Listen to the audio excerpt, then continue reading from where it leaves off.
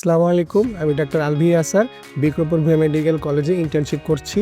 আমি exclusive education aid এর আন্ডারে বেসিক সার্জিক্যাল স্কিলের যে কোর্সটি সেটি এনরোল করেছি এবং এই কোর্সের মাধ্যমে আমি সার্জারির বিভিন্ন প্রসিডিউর খুবই কাছে থেকে শিখতে পেরেছি। যেমন গাট অ্যানাস্টোমোসিস, টেন্ডন রিপেয়ার এবং ভেসেল রিপেয়ার এগুলো শিখেছি, যেগুলো সাধারণত আমরা ইন্টার্ন লাইফে বা পোস্ট গ্রাজুয়েশন লাইফে এত ক্লোজলি আমরা হয়তো দেখার সুযোগ পাই না, কিন্তু এই কোর্সটির মাধ্যমে আমরা এগুলো খুব কাছে থেকে দেখতে পেয়েছি। ইনশাল্লাহ সবার জন্য শুভকামনা রইল। আসসালামু আলাইকুম। আমি ডক্টর মুনমুন MBBS করেছি গণস্বাস্থ্য সমাজভিত্তিক মেডিকেল কলেজ থেকে। তারপর আমি MPH করেছি নিপসম থেকে। আমার সেশন 11-12।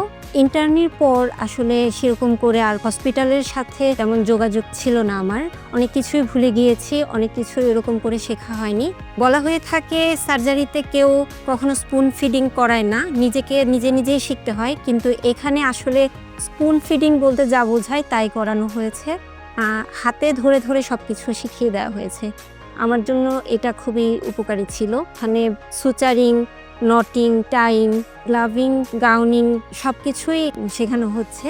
আমি আসলে সার্জারি বলতে গেলে জিরো নলেজ নিয়ে এসেছিলাম। আমার জন্য এটা খুবই উপকারী ছিল। আসসালামু আলাইকুম। আমি ডাক্তার আকিল। আমি দিনাজপুর মেডিকেল কলেজ থেকে পাশ করেছি 14-15 সেশন। তো এখানে সার্জারির যে এক্সক্লুসিভ এডুকেশন এইডের যে বেসিক সার্জিক্যাল স্কিল এই যে প্রোগ্রামটা, এই প্রোগ্রামের যে 3টা সেশন প্রত্যেকটাই খুব এফেক্টিভ ছিল। এমনকি গাউনিং, এমনকি ওয়াশিং থেকে গ্লোভিং থেকে শুরু করে এরপরে আরও যে basic surgical skill, tendon repair, gut anastomosis, bladder repair, এমনকি গ্যাস্ট্রোজেজনেস্টমি, ক্যাথেটারাইজেশন সব কিছু খুব সুন্দরভাবে কাছ থেকে শেখার সুযোগ হয়েছে। এবং যেসব ভাইয়েরা মেন্টর হিসেবে ছিলেন ওনারা খুবই হেল্পফুল ছিলেন। যখনই কোনো জিনিস বুঝতে অসুবিধা হয়েছে বারবার জিজ্ঞাসা করার পরেও ওনারা খুবই ধৈর্য সহকারে ওই জিনিসগুলো রিপিট করে বুঝিয়ে দিয়েছেন।